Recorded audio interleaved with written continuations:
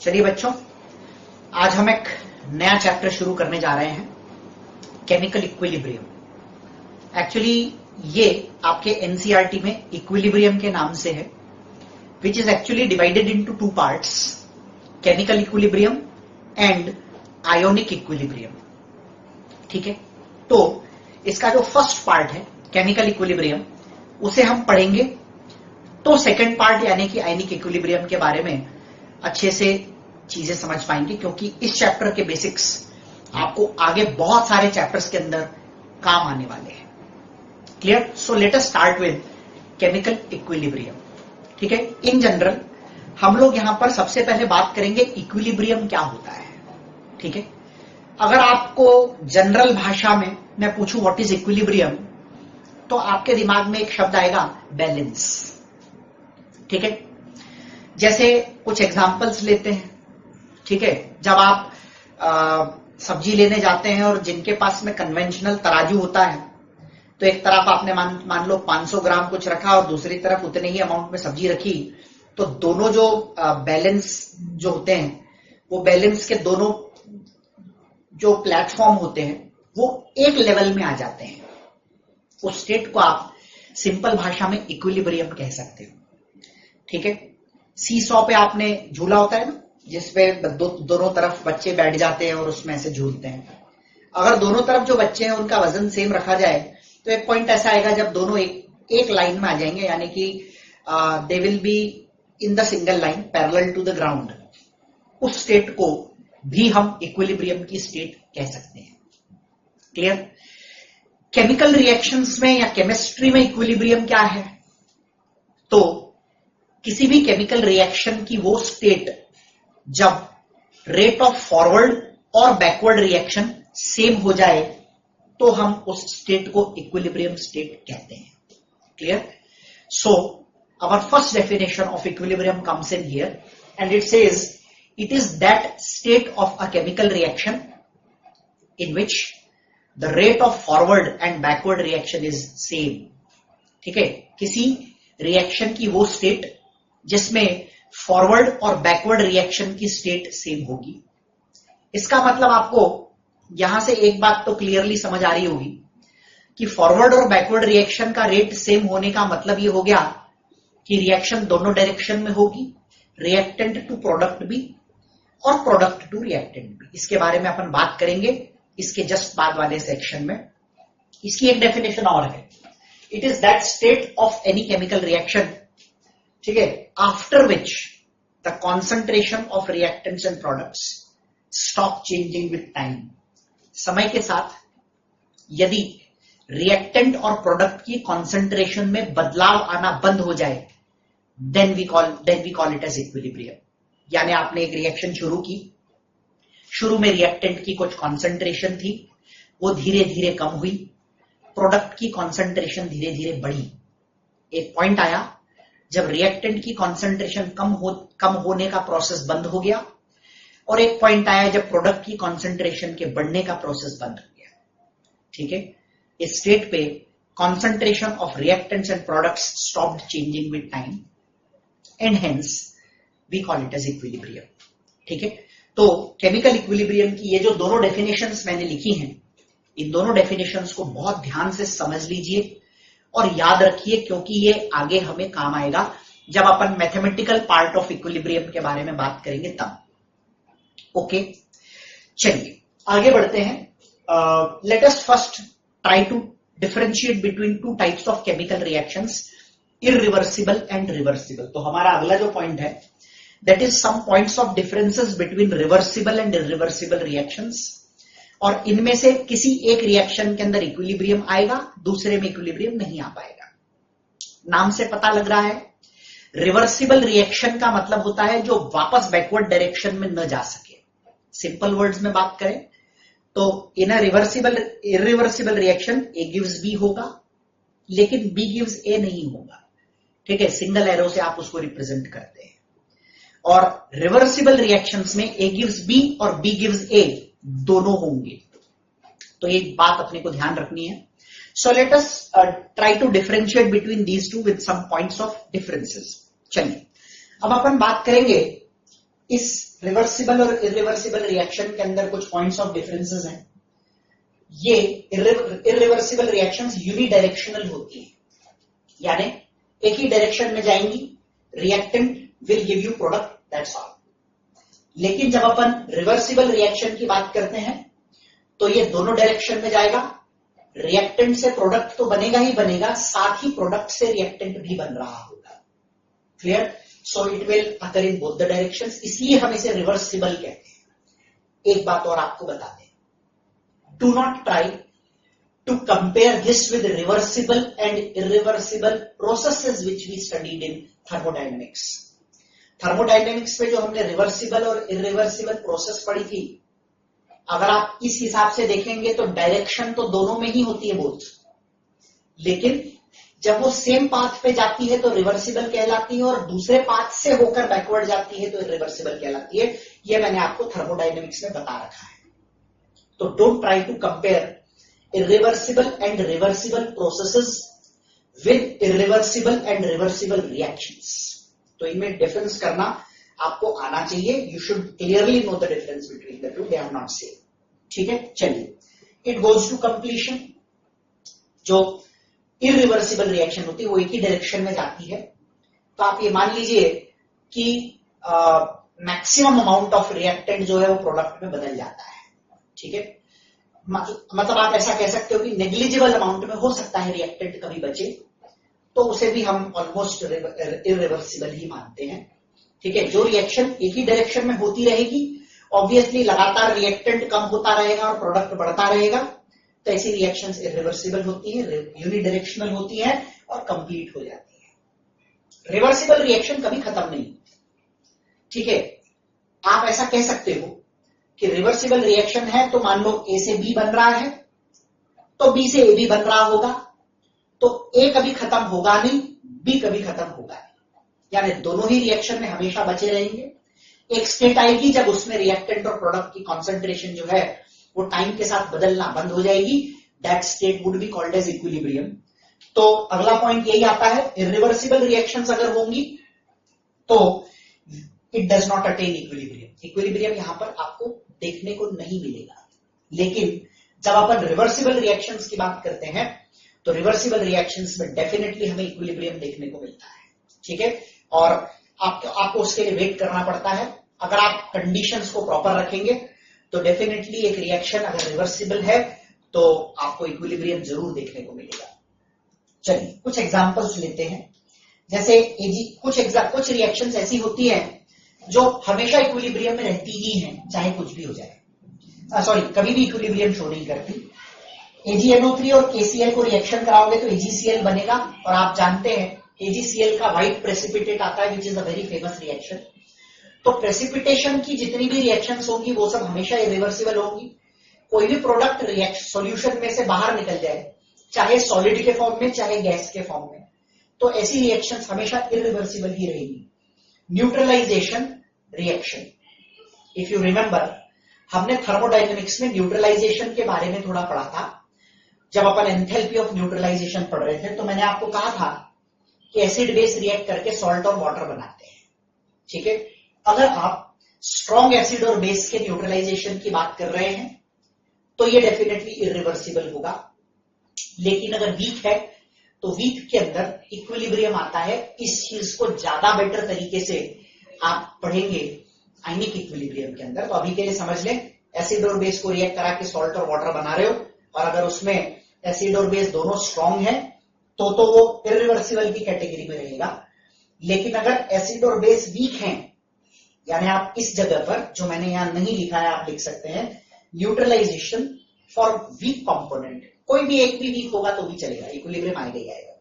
तो स्ट्रॉन्ग के लिए neutralization is irreversible, but any one of the components acid और बेस या दोनों अगर वीक हैं तो फिर वो रिवर्सिबल रिएक्शन आएगी, उसमें रिवर्सिबिलिटी आएगी है।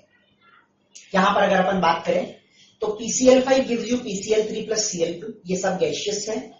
ठीक है ना, आप चाहें तो यहां पर इनकी फिजिकल स्टेट्स लिख सकते हैं। ये गैस है, ये भी गैस है, ये भी गैस है। Nitrogen is a gas, hydrogen is a gas, ammonia is also a gas, H2 is a gas, Cl2 is a gas, HCl is a gas. CaCO3 is solid, CaO is solid, CO2 is gas. अब आप CaCO3 की reaction को compare करो, इसे मैंने यहां भी लिखा है और इसे मैंने यहां भी लिखा है। क्या कारण है दोनों जगह लिखने का? कंडीशन का फर्क है। अगर आप कैल्शियम कार्बोनेट को हीट करते हो यानी डिकम्पोज करते हो, and if it takes place in a open vessel, in an open vessel अगर ये रिएक्शन हो रहा है, तो जो CO2 बनेगा, देखो इसके ऊपर मैंने अप एरो लगा रखा है। किसी भी रिएक्शन में किसी प्रोडक्ट या रिएक्टेंट के आगे, प्रोडक्ट के आगे अगर मैंने डाउन एरो लगा दिया, which means it will precipitate, और अगर मैंने अप एरो लगा दिया, which means it is a gas and it will escape out. तो अगर ओपन वेसल में ये रिएक्शन कैरी आउट करोगे आप, तो CO2 बनते ही वेसल से बाहर निकल जाएगा। और जब भी किसी रिएक्शन में, मैंने आपको बोला था, चाहे वो सॉलिड के फॉर्म में बाहर निकले सॉल्यूशन से, चाहे वो गैस के फॉर्म में बाहर निकले, इरिवर्सिबिलिटी जरूर रहेगी, क्योंकि रिवर्सिबल होने के लिए CO2 को वापस CO के साथ कंबाइन होना जरूरी है, which would not be possible in this case. लेकिन यदि हम ऐसी रिएक्शंस को क्लोज वेसल में कैरी आउट करें, तो CO2 को एस्केप होने से बचाया जा सकता है, और वो CO2 फिर CO के साथ रिएक्ट करके बैकवर्ड रिएक्शन दे सकता है, CaCO3 बना सकता है। इन जनरल हम इस चैप्टर के अंदर गैशियस रिएक्शंस के बारे में, गैशियस इक्विलिब्रियम्स के बारे में ज्यादा बात करेंगे। तो अगर आपसे पूछा जाए इक्विलिब्रियम अटेन करने के लिए वेसल कैसा होना चाहिए, तो आप कहेंगे वेसल अगर ओपन होगा तो इक्विलिब्रियम नहीं आ पाएगा, वेसल क्लोज्ड रखोगे तो इक्विलिब्रियम आएगा। समझ में आ गई बात? सो ये इस बात का आपको खास ध्यान रखना है। So that is about reversible and irreversible reactions. Now let us come to the next part. Equilibrium के कितने टाइप्स हमें इस चैप्टर में आएंगे? वैसे तो इक्विलिब्रियम के बहुत टाइप्स हो सकते हैं, जैसे आपने थर्मोडायनेमिक्स में जब 0th लॉ ऑफ थर्मोडायनेमिक्स पढ़ा था, तो मैंने आपको वहां बताया था it deals with what kind of equilibrium? Thermal equilibrium. ठीक है, टेम्परेचर का सेम होना, that is called as thermal equilibrium. तो थर्मल इक्विलिब्रियम तो हो गया। इस चैप्टर से कंसर्न कौन कौन से इक्विलिब्रियम के बारे में हम यहां पर बात करेंगे, ये थोड़ा सा देख लेते हैं। तो there are 6 types of equilibrium classified into 3 broad categories. Static और डायनामिक को हम एक साथ पढ़ते हैं, होमोजेनस हेटेरोजेनस को हम एक साथ पढ़ते हैं, फिजिकल और केमिकल को हम एक साथ पढ़ते हैं। सबसे पहले बात करेंगे स्टैटिक और डायनामिक के बारे में। What is static equilibrium and what is dynamic? तो समझना, स्टैटिक इक्विलिब्रियम का मतलब होता है रुका हुआ, और डायनामिक का मतलब होता है चलता हुआ। ये तो मैंने सिंपल ट्रांसलेशन कर दिया, आप ऐसा कह सकते हो। तो let us come to the actual point. देखो, एक सिंपल एग्जांपल लेकर आपको मैं समझाने की कोशिश करता हूं the difference between static and dynamic equilibrium. जरा इधर देखिएगा, आपके पास में एक वेसल है, उसमें आपने एक लेवल तक पानी भर दिया और इसको ढक दिया such that neither the water can go in nor it can come out। तो अगर पानी इसमें से न बाहर आ सकता है न अंदर जा सकता है, तो ऑब्वियसली पानी का लेवल बहुत लंबे समय तक मेंटेन रहेगा। जब तक आप उसे डिस्टर्ब नहीं करोगे तब तक वाटर का लेवल मेंटेन रहेगा। ऐसी स्थिति में जब इक्विलिब्रियम होता है, इक्विलिब्रियम का मतलब एक स्टेट हो गई जिसमें आपको इसमें बदलाव देखने को नहीं मिलेगा। हम आगे पढ़ेंगे प्रॉपर्टीज, कैरेक्टरिस्टिक्स ऑफ इक्विलिब्रियम, वहां मैं आपको बताऊंगा। तो ये कहलाता है स्टैटिक इक्विलिब्रियम। ठीक है, अब इसी में डायनामिक बनाना हो तो क्या करेंगे? देखो जरा इधर, एक वेसल लिया आपने, उसके अंदर एक लेवल तक पानी भरा। ठीक है, अब आपने क्या किया, इस वेसल में से एक तो निकाला आउटलेट और एक ऊपर से डाल दिया इनलेट। मतलब 2 पाइप लगाए, एक ऊपर से लगाया जिसमें से पानी अंदर जा सकता है, और एक आउटलेट पाइप लगाया जिससे पानी बाहर जा सकता है। And flow of water is such that जितना पानी एक पर्टिकुलर टाइम में अंदर आएगा, उतने ही पर्टिकुलर टाइम में बाहर जाएगा। यानी आप कह सकते हो the rate at which, the speed at which water is coming in is equal to the speed at which the water is going out. तो मुझे बताइए, क्या इस स्थिति में वाटर का लेवल मेंटेन रहेगा? तो आपका ऑब्वियस आंसर होगा हाँ रहेगा। क्यों रहेगा? इसलिए क्योंकि 10 ml पानी मान लो पर सेकेंड अंदर आ रहा है, तो 1 सेकेंड में 10 ml पानी अंदर आया और मैंने कंडीशन लगाई है कि उतने समय में जितना पानी अंदर आया उतना ही बाहर जाएगा, तो 10 ml अंदर आया तो 10 बाहर जाएगा। तो क्या वाटर के लेवल पर टाइम के साथ कोई फर्क पड़ेगा? कभी नहीं पड़ेगा। अब आप समझो, ये तो एक नॉर्मल स्थिति थी कि कुछ नहीं हो रहा था, इसलिए पानी का लेवल बरकरार था, लेवल मेंटेन था। इसे हम कहते हैं स्टैटिक इक्विलिब्रियम। लेकिन पानी अंदर आने के बावजूद या पानी के बाहर जाने के बावजूद भी अगर लेवल मेंटेन्ड है, तो सब कुछ होते हुए भी अगर वाटर के लेवल में कोई फर्क नहीं आ रहा है, उसे हम कहते हैं डायनामिक इक्विलिब्रियम। ठीक है, केमिकल रिएक्शन में फॉरवर्ड रिएक्शन भी होगी, बैकवर्ड रिएक्शन भी होगी, लेकिन इक्विलिब्रियम पॉइंट पर रिएक्टेंट और प्रोडक्ट की कॉन्सेंट्रेशन टाइम के साथ बदलना बंद हो जाएगी। यानी रिएक्शन हो रही होगी, आप रिएक्टेंट को रिएक्ट करा रहे होंगे, प्रोडक्ट बना रहे होंगे, प्रोडक्ट को रिएक्ट करा रहे होंगे, रिएक्टेंट बना रहे होंगे, लेकिन फिर भी टाइम के साथ न तो रिएक्टेंट की कॉन्सेंट्रेशन में कोई बदलाव आएगा और न ही प्रोडक्ट की कॉन्सेंट्रेशन में। और इसी स्टेट को हम डायनामिक इक्विलिब्रियम कहते हैं। And let me tell you one thing, every equilibrium in chemistry we study is dynamic in nature. तो स्टैटिक और डायनामिक इक्विलिब्रियम में आपको फर्क समझ में आ गया? क्लियर है? चलिए अब आते हैं होमोजेनस और हिट्रोजेनस पे। बहुत आसान। होमोजेनस और हिट्रोजेनस इक्विलिब्रियम क्या है? देखो, होमोजेनस इक्विलिब्रियम एक ऐसा इक्विलिब्रियम है जिसमें इन्वॉल्व सभी रिएक्टेंट्स और प्रोडक्ट्स की फिजिकल स्टेट एक हो। यानी एग्जांपल पे आओ, gas gas gas gas gas gas, यहां पर गैस गैस एंड गैस। सो अगर किसी रिएक्शन के सभी रिएक्टेंट्स और प्रोडक्ट्स का फिजिकल स्टेट एक ही हो तो हम उसे होमोजेनस इक्विलिब्रियम कहते हैं। लेकिन चौथा इक्विलिब्रियम देखो, इसमें कैल्शियम कार्बोनेट सॉलिड है, कैल्शियम ऑक्साइड सॉलिड है और CO2 गैस है। So if the physical state of all reactants and products is not same, any one can be different, इतना ही अगर है तो आप सिंपली ऐसा कह सकते हो कि that is an example of heterogeneous equilibrium. So homogeneous equilibrium में सभी रिएक्टेंट्स और प्रोडक्ट्स की फिजिकल स्टेट एक जैसी होगी, और हिट्रोजेनस इक्विलिब्रियम में कम से कम एक रिएक्टेंट की फिजिकल स्टेट अलग होगी। एक भी अलग हुआ तो हिट्रोजेनस हो जाएगा। ठीक है, चलिए अब आते हैं अगले पे, फिजिकल और chemical equilibrium. What is the basic difference between this? So physical equilibrium और केमिकल इक्विलिब्रियम का जो मेन फर्क है वो क्या है, समझते हैं। फिजिकल इक्विलिब्रियम में एक ही चीज के दो डिफरेंट फिजिकल स्टेट्स के बीच में इक्विलिब्रियम होता है। आपको एग्जांपल देता हूं जो आपने थर्मो में पढ़े हैं। ठीक है, सॉलिड और लिक्विड के बीच में इक्विलिब्रियम का सबसे बढ़िया एग्जांपल हमने पढ़ा था ice water equilibrium at 0 degree Celsius. याद है डेल्टा जी जब अपन पढ़ रहे थे तो डेल्टा जी पढ़ते समय हमने आइस वाटर इक्विलिब्रियम लिया था 0 डिग्री पे, और हम उसमें कंडीशन लगा रहे थे कि किस कंडीशन में ये स्पॉन्टेनियस होगा। तो वहां मैंने आपको बताया था आइस एंड वाटर यानी H2O solid and H2O liquid के बीच में इक्विलिब्रियम है। तो यहां कोई रिएक्शन नहीं हो रही है, केवल फेज चेंज हो रहा है, केवल फिजिकल स्टेट में बदलाव देखने को मिल रहा है। So if there is a change in physical state of any reactant और product, just physical state change, ठीक है ना, फिजिकल स्टेट में बदलाव, solid liquid, liquid gas, solid gas, gas liquid, gas solid, any kind of such equilibrium which is only having a change in physical state of a particular reactant और product, उस case में हम उसे physical equilibrium कहते हैं। इसको हम आगे पढ़ेंगे इस चैप्टर के अंदर। मैं अपने सिलेबस में 3 एग्जांपल हैं इसके जिन्हें हम आगे समझेंगे। At the end of the chapter ये आएगा।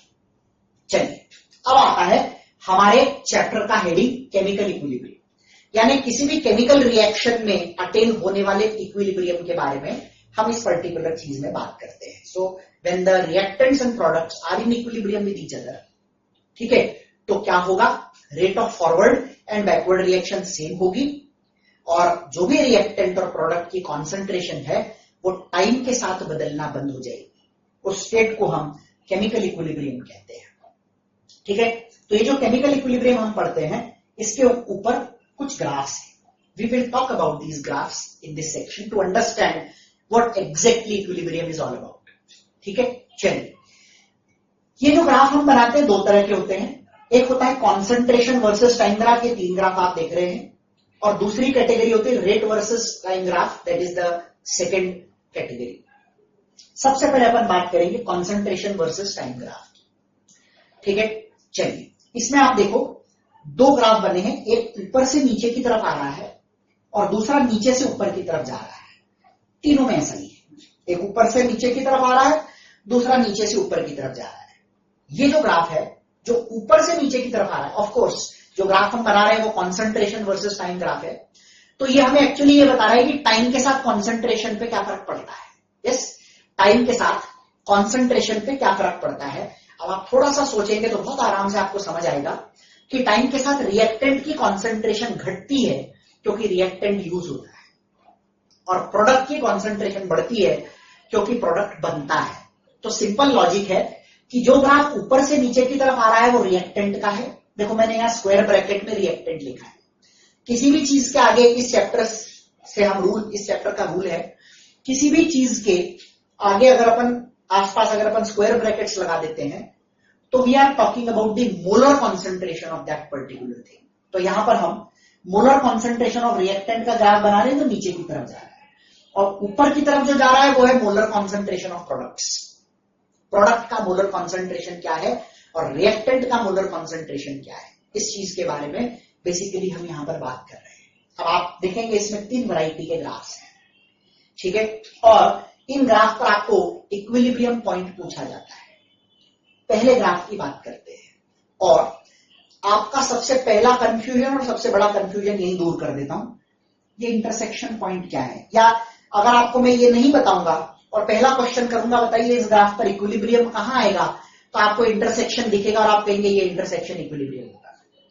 लेकिन अगर आप इस डेफिनेशन के बारे में बात करें कॉन्सेंट्रेशन वाली, it is that state of a reaction after which the concentration of reactants and products stop changing with time. उस पॉइंट पर जिस पे आप इक्विलिब्रियम इंडिकेट कर रहे हैं, एक बार थोड़ा सा एनालाइज करके देखिए कि क्या उस पॉइंट के बाद रिएक्टेंट और प्रोडक्ट की कॉन्सेंट्रेशन टाइम के साथ बदलना बंद हो गई. Let us analyse that. इस पॉइंट के बाद देखो ये बढ़ रही है और इस पॉइंट के बाद देखो ये कम हो रही है. तो क्या हम कह सकते हैं जो इंटरसेक्शन पॉइंट है उस पॉइंट के बाद रिएक्टेंट और प्रोडक्ट की कॉन्सेंट्रेशन बदलना बंद नहीं हुई, इसलिए that point will not be the point of equilibrium. तो ये वाला पॉइंट इक्विलिब्रियम पॉइंट नहीं है. तो अगला क्वेश्चन आता है क्या है, जब दो ग्राफ कोइंसाइड हो रहे हैं तो क्या मैं कह सकता हूं इस पर्टिकुलर टाइम पे कॉन्सेंट्रेशन इतनी है और दोनों की, तो क्या हम कह सकते हैं ये जो इंटरसेक्शन पॉइंट है it is that point where the concentration of reactant and product is same and the system is not yet in equilibrium. ठीक है, सिस्टम अभी भी इक्विलिब्रियम में नहीं आया है, इस बात का आपको खास ध्यान रखना है. चलिए यहां आते हैं, यहां तो इंटरसेक्शन पॉइंट है ही नहीं और इंटरसेक्शन इक्विलिब्रियम नहीं है, तो इक्विलिब्रियम ढूंढना है. सिंपल सी चीज है, चलो इस पे सबसे पहले इक्विलिब्रियम ढूंढते हैं. रफली एक ऐसा पॉइंट ढूंढिए बेटा, एक ऐसा पॉइंट ढूंढिए जिस पॉइंट के बाद ये दोनों लाइंस पैरेलल हो जाए ताकि इनकी जो भी कॉन्सेंट्रेशन है वो टाइम के साथ कांस्टेंट रहे. तो आपको एक ऐसा पॉइंट ढूंढना है रफली जिस पॉइंट के बाद दोनों की कॉन्सेंट्रेशन का लाइन पैरेलल हो जाए, यानी these two concentrations are constant whatever they are. Same होना जरूरी नहीं है, ध्यान रखना, सेम हो सकता है लेकिन सेम होना is not the necessary condition of equilibrium. The necessary condition of equilibrium is whatever the concentration is, it should stop changing with time. Time के साथ अगर वो बदलना बंद हो जाती है तो ही हम इक्विलिब्रियम कहेंगे. तो रफली एक ऐसा पॉइंट यहां पर ले लेते हैं अपन, सपोज ये ले लिया, तो इस पर्टिकुलर पॉइंट के बाद में रिएक्टेंट और प्रोडक्ट की कॉन्सेंट्रेशन टाइम के साथ बदलना बंद हो गई. दैट इज वाई ये जो लाइंस में बना रहा हूं, ये लाइन क्या बता रही है आपको, पॉइंट ऑफ इक्विलिब्रियम बता रही है. अब यहां देखिए, यहां आइए, यहां पर इस पॉइंट के बाद में दोनों की कॉन्सेंट्रेशन बदलना बंद भी हो गई और दोनों सेम भी हो गई. ऐसा संभव है, इट इज पॉसिबल. ठीक है, सो सिंपल सी चीज अपने को ये ध्यान रखनी है कि टाइम के साथ कॉन्सेंट्रेशन बदलना बंद हो जानी चाहिए, सेम होना नहीं होना is not necessary. It can happen as in the third graph.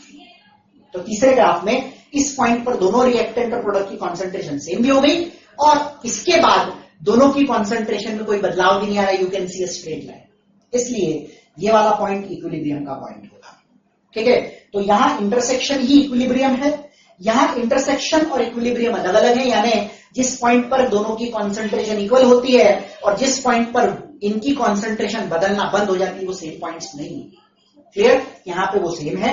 यहां पर ये एक ऐसी रिएक्शन है जिसमें किसी भी पॉइंट पर रिएक्टेंट और प्रोडक्ट की कॉन्सेंट्रेशन सेम नहीं होती, लेकिन एक ऐसा पॉइंट आता है जिसके बाद दोनों की कॉन्सेंट्रेशन टाइम के साथ बदलना बंद हो जाती है, that is called as equilibrium.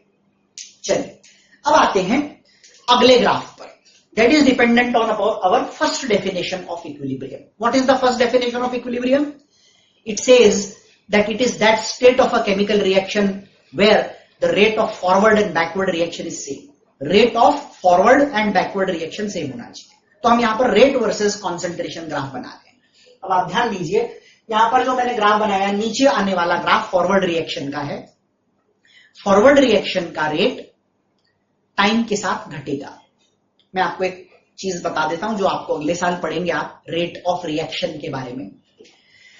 Reactant की कॉन्सेंट्रेशन जितनी ज्यादा होती है रेट उतना ज्यादा होता है, so it is directly related to concentration. In general अगर अपन बात करें अभी के लिए आप इतना समझ लो, बहुत ज्यादा डिटेल में नहीं जाएंगे। तो रिएक्टेंट, क्योंकि टाइम फॉरवर्ड रिएक्शन में रिएक्टेंट टाइम के साथ कम हो रहा है इसलिए रेट भी कम होगा। और बैकवर्ड रिएक्शन की बात करूं तो टाइम के साथ कॉन्सेंट्रेशन ऑफ प्रोडक्ट बढ़ रहा है और बैकवर्ड रिएक्शन के लिए प्रोडक्ट ही रिएक्टेंट है। आई रिपीट, जब आप बैकवर्ड रिएक्शन की बात करते हो, सपोज मैं कोई एक जनरल रिएक्शन ले लूं, suppose this is A gives B, take this, ठीक है। So with time A will decrease and B will increase. So rate of forward reaction will be dependent on concentration of A. Forward reaction का जो rate है वो एक ही concentration पर dependent है जो समय के साथ कम हो रहा है क्योंकि रिएक्टेंट है, ठीक है। और बी की कॉन्सेंट्रेशन समय के साथ बढ़ रही है जो कि प्रोडक्ट है। लेकिन अगर मैं बैकवर्ड रिएक्शन की बात करूं तो it is B gives A, तो बी बैकवर्ड रिएक्शन के लिए रिएक्टेंट हो गया और वो टाइम के साथ बढ़ रहा है तो इसलिए रेट भी बढ़ेगा। तो आप देखो बैकवर्ड रिएक्शन का रेट बढ़ता है समय के साथ और फॉरवर्ड रिएक्शन का रेट कम हो जाता है, ठीक है। ये दोनों एक पॉइंट पे आके मिलते हैं जहां दोनों का रेट सेम हो जाता है, that is what is the definition of equilibrium. Equilibrium की डेफिनेशन क्या है? It is that state of a chemical reaction where the rate of forward and backward reaction become same. तो अब मुझे बताओ इस पर्टिकुलर ग्राफ में ये वाले पॉइंट की यदि अपन बात करें तो क्या ये इक्विलिब्रियम का पॉइंट होगा? एनालाइज करो, कोइंसाइडिंग पॉइंट इक्विलिब्रियम का पॉइंट होगा? ध्यान रहे मैंने आपको बोला था कॉन्सेंट्रेशन वर्सेस टाइम ग्राफ में coinciding point may not necessarily represent equilibrium, but rate versus time graph में कोइंसाइड नहीं होगा तो इक्विलिब्रियम भी नहीं आएगा। कोइंसाइड होना इसलिए जरूरी है क्योंकि हम यहां पर रेट की बात कर रहे हैं और इक्विलिब्रियम का मतलब होता है rate of forward and backward reaction same होनी चाहिए। फॉरवर्ड और बैकवर्ड रिएक्शन का रेट सेम होने के लिए दोनों ग्राफ फॉरवर्ड और बैकवर्ड रिएक्शन के जो रेट के ग्राफ हैं वो कोइंसाइड होनी चाहिए। तो यदि आपसे पूछा जाए कि जो सेकंड ग्राफ हम देखना इधर जरा, यदि आपसे पूछा जाए कि ये जो सेकंड ग्राफ है इसमें कहीं इक्विलिब्रियम आएगा तो आप कहेंगे there will be no equilibrium here. क्यों नहीं होगा इक्विलिब्रियम? क्योंकि rate of forward and backward reaction should be equal.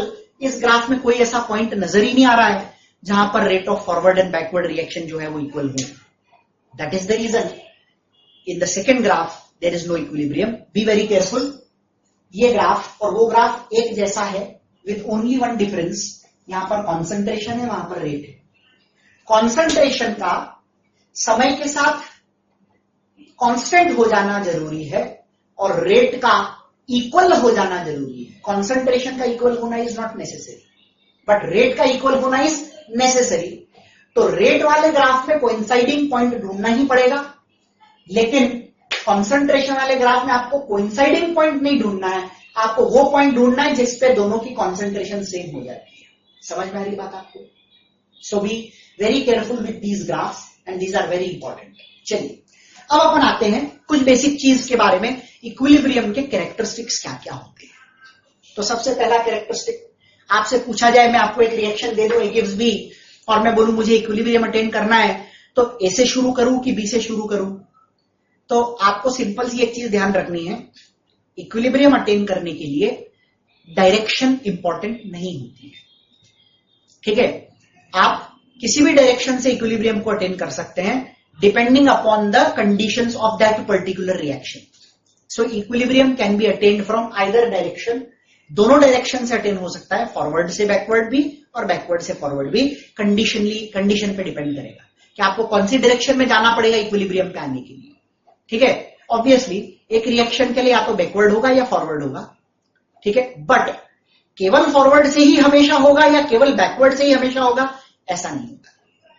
Under given conditions, under given concentrations, rate of forward और बैकवर्ड रिएक्शन जो है उनको सेम लाने के लिए कौन सी डायरेक्शन से शुरू किया जाए, ये कुछ भी हो सकता है, ये कंडीशन पे डिपेंड करेगा। सो it can be attend from either direction. Second, catalyst does not affect the point of equilibrium, it affects RF. RF होता है rate of forward reaction, RB होता है rate of backward reaction equally। देखो एक simple सी चीज है, सबसे पहला क्वेश्चन आपके दिमाग में आएगा ये कैटलिस्ट क्या करता है? तो मैं आपको बता दूं, कैटलिस्ट एक ऐसी चीज होती है जो रिएक्शन के रेट को बढ़ाती है। ठीक है, रिएक्शन के रेट को बढ़ाती है। तो आपको एक बात हमेशा ध्यान रखनी है, आपसे अगर पूछा जाए कैटलिस्ट लगा देने से इक्विलिब्रियम कब आ रहा है, किस पॉइंट पे आ रहा है, किस पॉइंट पे इक्विलिब्रियम आ रहा है, क्या वो बदल जाएगा? तो आपका आंसर होगा नहीं। ठीक है, सिंपल सी चीज है, इक्विलिब्रियम अटेन होने में लगने वाला समय कम हो जाएगा, बस इतना सा ध्यान रखें। इस पे थोड़ा सा एक छोटा सा एग्जांपल ले लेते हैं। मान लो कि यही रिएक्शन है, अगर कैटलिस्ट के बिना इस पॉइंट पर इक्विलिब्रियम आता है तो कैटलिस्ट के साथ ये इक्विलिब्रियम थोड़ा पहले आ जाएगा। अब देखो ये वाला टाइम मान लो T1 है और ये T2 है, तो क्या मैं कह सकता हूं T2 कम है? तो कम टाइम में इक्विलिब्रियम अटेन हुआ है। समझ में आ रही है बात? तो कैटलिस्ट का यूज करोगे तो वो दोनों डायरेक्शंस को इक्वली अफेक्ट करेगा। ऐसा नहीं है कि केवल फॉरवर्ड को कर देगा या केवल बैकवर्ड को कर देगा। इक्विलिब्रियम अटेन करने के लिए अगर आप कैटलिस्ट का यूज कर रहे हो तो इक्विलिब्रियम आने में लगने वाला समय कम हो जाएगा, लेकिन इक्विलिब्रियम आएगा उसी पॉइंट पर जिस पॉइंट पर आता है। पॉइंट का मतलब समझना, इस पर्टिकुलर कॉन्सेंट्रेशन ऑफ रिएक्टेंट और प्रोडक्ट पे ही इक्विलिब्रियम आएगा। पहले भी इसी पे आ रहा था, अभी भी इसी पे आएगा, लेकिन जल्दी आएगा क्योंकि कैटलिस्ट यूज हो रहा है। So catalyst does not affect the point of equilibrium because it affects the rate of forward and backward reactions equally. समझ में आ रही है बात? अच्छा, तीसरा पॉइंट तो हमने ऑलरेडी पढ़ लिया, मैंने अभी आपको बताया था डायनामिक। हम इस चैप्टर में जितनी भी रिएक्शंस इक्विलिब्रियम पे पढ़ेंगे they all will be dynamic in nature. कोई इक्विलिब्रियम स्टैटिक नहीं होता केमिस्ट्री के अंदर। ठीक है, चलिए अगला पॉइंट, इक्विलिब्रियम को कैसे देखा जा सकता है? प्रैक्टिकली बात करें अगर अपन, और मैं आपको बोलूं कि लैब में अगर मैं आपको एक रिएक्शन को ऑब्जर्व करने का बोलूं तो ऐसी क्या ऑब्जर्वेशन होगी जिसे देखकर आप बिल्कुल क्लियरली बोल देंगे कि ये रिएक्शन में इक्विलिब्रियम आ गया है? तो सबसे पहले तो पढ़ो, equilibrium can be observed by observing the constancy of some properties. Constancy का मतलब कुछ प्रॉपर्टीज की वैल्यू अगर उस पर्टिकुलर रिएक्शन में कांस्टेंट हो जाती है तो आप कह सकते हो कि इक्विलिब्रियम आ गया। जैसे एक सिंपल सी चीज समझना, कॉन्सेंट्रेशन की बात करें तो रिएक्टेंट की कॉन्सेंट्रेशन मान लो शुरू में इतनी है और प्रोडक्ट की 0 है या इतनी है। धीरे धीरे क्या होगा, रिएक्टेंट की कॉन्सेंट्रेशन डिक्रीज होगी और प्रोडक्ट की बढ़ेगी। एक पॉइंट आएगा जब ना तो रिएक्टेंट की कॉन्सेंट्रेशन बदलेगी और ना प्रोडक्ट।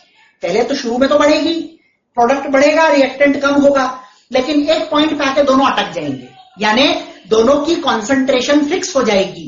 समझ रहे हैं? तो टाइम के साथ यदि रिएक्टेंट और प्रोडक्ट की कॉन्सेंट्रेशन बदलना बंद हो जाती है, ठीक है, कॉन्सेंट्रेशन कांस्टेंट हो जाती है, तो आप इक्विलिब्रियम कह सकते हैं। तो क्या केवल कॉन्सेंट्रेशन से ऐसा हो सकता है? नहीं। देखिए कॉन्सेंट्रेशन, टेम्परेचर, आपने टेम्परेचर मेजर करना शुरू किया, शुरू में टेम्परेचर कुछ था, एक्सोथर्मिक रिएक्शन थी, टेम्परेचर बढ़ के 80 हो गया, 50 था मान लो शुरू में, फिर 80 हुआ, फिर 100 हुआ, और 100 के बाद बदलना बंद हो गया। तो टेम्परेचर कांस्टेंट हो गया, मतलब इक्विलिब्रियम आ गया। कलर, कई रिएक्शंस में जो प्रोडक्ट बनते हैं उनका कलर जो है वो आता है, मान लो कि किसी रिएक्टेंट प्रोडक्ट का कलर होता है ब्लू, ठीक है, शुरू में वो लाइट ब्लू होगा, फिर थोड़ा और डार्क होगा, फिर और डार्क होगा, एक पर्टिकुलर कलर की इंटेंसिटी पर आकर वो रुक जाएगा। तो कलर अगर कांस्टेंट हो जाता है, यानी कि उसकी इंटेंसिटी, उसका जो कलर है वो बहुत ज्यादा गहरा होना बंद हो जाए, बहुत ज्यादा हल्का होना बंद हो जाए, तो उसको हम इक्विलिब्रियम स्टेट कहते हैं। उसी तरह आप बहुत सारी चीजें देख सकते हैं, जैसे कॉन्सेंट्रेशन की बात कर रहा हूं तो ये प्रेशर लिखा है बेटा, प्रेशर, गैस के लिए आप इसे प्रेशर बोल सकते हैं। रिफ्रैक्टिव इंडेक्स, विस्कोसिटी, सारी फिजिकल प्रॉपर्टीज को मेजर किया जा सकता है, और रिएक्शन के दौरान ये सब चीजें बदलती रहती हैं, लेकिन इक्विलिब्रियम आते ही ये सब कांस्टेंट हो जाता है। तो इस बात का आपको खास ध्यान रखना पड़ेगा। ये अगला पॉइंट जो फिफ्थ पॉइंट है, ये हमारे लिए नया नहीं है, थर्मोडायनेमिक्स में हमने पढ़ा था, जब भी सिस्टम इक्विलिब्रियम में होता है तो डेल्टा जी की वैल्यू 0 होती है। Clear? And the last point, equilibrium को डिस्टर्ब किया जा सकता है। क्या आप डिस्टर्ब करते हैं? देखो, एक सिंपल सी चीज समझना, ए और बी एक पर्टिकुलर कॉन्सेंट्रेशन आने के बाद इक्विलिब्रियम आया था। अब मान लो मैं एक ही कॉन्सेंट्रेशन बढ़ा दूं तो ऑब्वियसली वो पर्टिकुलर कॉन्सेंट्रेशन पे इक्विलिब्रियम था, इसलिए एक ही कॉन्सेंट्रेशन को बदलने से डिस्टर्बेंस तो आया। क्वेश्चन आता है, क्या ये हमेशा डिस्टर्ब रहेगा? नहीं। किसी भी रिएक्शन जो इक्विलिब्रियम में है उसकी एक बहुत खास बात होती है, और वो खास बात यह है कि रिएक्शन को अगर आप इक्विलिब्रियम से डिस्टर्ब करोगे तो उसके अंदर एक स्पॉन्टेनियस इनहेरिटेड प्रॉपर्टी होती है कि वो वापस उसी इक्विलिब्रियम को अटेन कर लेता है जिस पे वो पहले था।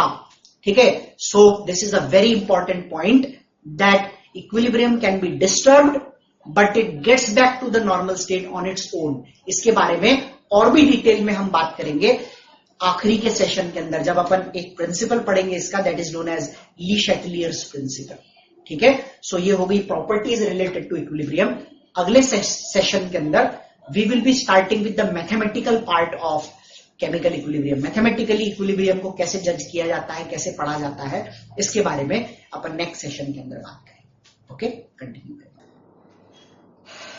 चलिए बच्चों, let us start with the mathematical part of equilibrium. So mathematical part को समझने के लिए we will start with a basic law जो कि इक्विलिब्रियम में हमें बहुत काम आएगा। आगे जितना भी मैथमेटिकल पार्ट हम पढ़ेंगे उसको समझने के लिए ये लॉ बहुत जरूरी है। आप हेडिंग देख रहे हैं, it is known as the law of mass action. चलिए, लॉ ऑफ मास एक्शन में दो साइंटिस्ट हैं जिन्होंने ये लॉ दिया था। These were गुल्डबर्ग एंड वागे। ठीक है? अब ये जो दोनों साइंटिस्ट थे, कॉन्सेंट्रेशन टर्म, यानी कि जब जो आपने मोलैरिटी के फॉर्म में पढ़ा है, ठीक है, उसे पहले एक नाम से जाना जाता था, we call it as active mass. Active mass आज हम मोलर कॉन्सेंट्रेशन के नाम से उसे जानते हैं। So active mass is equal to molar concentration. ठीक है? तो जब भी हम मोलर कॉन्सेंट्रेशन की बात करते हैं, एक्टिव मास होता है। इस लॉ में एक्चुअली उस टर्म का ही यूज इनिशियली किया गया था, जिसे हमने बाद में अपने कन्वीनियंस के लिए मोलर कॉन्सेंट्रेशन के टर्म में लिखा, which is more convenient to write. ठीक है? इनने क्या कहा? इन्होंने ये बताया कि किसी भी रिएक्शन की रेट किस पे डिपेंड करती है। ठीक है? उसके लिए हम एक जनरल रिएक्शन ले लेते हैं। For a general reaction A plus B gives C plus D। ये एक ऐसी रिएक्शन है, जनरल रिएक्शन, जिसमें A और B आपस में रिएक्ट करके C और D बना रहे हैं, और स्मॉल ABCD जो है ये इनके रेस्पेक्टिव स्टोइकियोमेट्रिक कोएफिशिएंट्स हैं। क्लियर है? चलिए, अब आते हैं मेन पॉइंट पे कि लॉ ने क्या कहा। तो यहां पर मैंने डेफिनेशन लिखी है, according to this law the rate of any chemical reaction is directly proportional to, यहां पर एक्टिव कॉन्सेंट्रेशन की जगह पर एक्टिव मास था, proportional to, directly proportional to the active masses of all reactants raised to the power of their stoichiometric coefficient. समझना, लिखने का फर्क है। एक्टिव मास को आप कई बुक्स में देखेंगे AM के फॉर्म में लिखा जाता है, दैट इज एक्टिव मास। और जब अपन यहां पर लिखते हैं तो मान लीजिए कि इसके फॉरवर्ड, ये इक्विलिब्रियम यानी कि रिवर्सिबल रिएक्शन है, तो फॉरवर्ड बैकवर्ड दोनों के लिए हम लिखेंगे। तो rate of forward reaction is directly proportional to active mass of A, AM A to the power A, AM of B to the power B। Active mass अगर लिखना चाहो तो, और मोलर कॉन्सेंट्रेशन को हम हमेशा स्क्वायर ब्रैकेट से represent करते हैं। बात एक ही है, लिखने का फर्क है। इससे आगे चैप्टर में हम हमेशा कॉन्सेंट्रेशन को मोलर कॉन्सेंट्रेशन के फॉर्म में ही लिखेंगे, लेकिन इनिशियली जब ये डेफिनेशन दी गई थी that was on the basis of active mass, और इसीलिए इसे लॉ ऑफ मास एक्शन कहा जाता है। ठीक है, so reactants raise to the power of their stoichiometric coefficients. तो अगर अपन इसको देखें, मान लीजिए मैं फॉरवर्ड रिएक्शन की बात कर रहा हूं, तो it is directly proportional to the concentration of all reactants. Reactant कौन से होंगे, ए और बी। तो रेट ऑफ फॉरवर्ड रिएक्शन, इसे हम आर एफ से रिप्रेजेंट करेंगे, is directly proportional to the active masses, product of active masses of all directly proportional to the concentration of reactants, product of concentration of reactants। product मतलब multiplication करना है आपको, इन दोनों का, जो भी रिएक्टेंट है उन दोनों की कॉन्सेंट्रेशन का प्रोडक्ट्स, और ये जो कॉन्सेंट्रेशन टर्म्स हैं they will be raised to the power of their stoichiometric coefficients, यानी कैपिटल ए के लिए ए, कैपिटल बी के लिए बी। ठीक है, of their stoichiometric coefficients. So rate of forward reaction is directly proportional to the product of all reactants raised to the power of their stoichiometric coefficients. और अगर अपन backward reaction की बात करें तो बैकवर्ड रिएक्शन ऐसे होगी, उसके लिए रिएक्टेंट ये हो जाएंगे, तो directly proportional to the concentration of all reactants raised to the power of their stoichiometric coefficient. आप बैकवर्ड फॉरवर्ड दोनों के लिए इसे लिख सकते हैं अगर आपकी रिएक्शन रिवर्सिबल है तो। ठीक है, चलिए, प्रोपोर्शनैलिटी का साइन जब भी हम हटाते हैं, एक रूल है, हम जानते हैं, ये बात नहीं है आपके लिए। तो एक कांस्टेंट आता है that is called as constant of proportionality, K F. आप फॉरवर्ड के लिए हमने इसे के एफ बोल दिया, और बैकवर्ड के लिए हमने इसे के बी बोल दिया। के एफ और के बी क्या है, इन्हें यहां पर rate constants of the forward and backward reactions respectively कहा जाता है। यानी फॉरवर्ड रिएक्शन के लिए जो रेट कांस्टेंट केएफ है, इसे हम कहते हैं rate constant of forward reaction, और बैकवर्ड रिएक्शन के लिए जो है उसे हम कहते हैं rate constant of backward reaction. तो ये बेसिक चीज आपको ध्यान रखनी है कि rates of forward and backward reaction जो है, इनको आप डिफाइन कर सकते हैं लॉ ऑफ मास एक्शन से। अब क्यों हमें रेट डिफाइन करने, रेट हमें इसलिए डिफाइन करने हैं क्योंकि जब रेट ऑफ फॉरवर्ड और बैकवर्ड रिएक्शन सेम हो जाता है तो उसी पॉइंट को हम इक्विलिब्रियम कहते हैं, और यहीं से हम इक्विलिब्रियम के मैथमेटिकल पार्ट को देखेंगे। चलिए आगे बढ़ते हैं। हमारे पास में एक बहुत इंपॉर्टेंट टर्म आता है जिसके बेसिस पर हम पूरा मैथमेटिकल पार्ट समझ पाएंगे किसी भी इक्विलिब्रियम रिएक्शन का, और इसे हम कहते हैं इक्विलिब्रियम कांस्टेंट।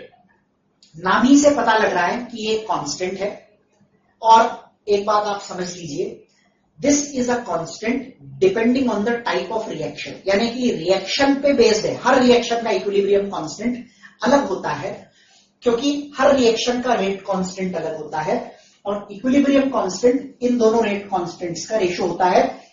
केएफ किसका है, फॉरवर्ड रिएक्शन का रेट कांस्टेंट है, केबी क्या है, बैकवर्ड रिएक्शन का रेट कांस्टेंट है, और इन दोनों के रेशो को हम इक्विलिब्रियम कांस्टेंट कहते हैं इन जनरल। समझ में आ रही बात?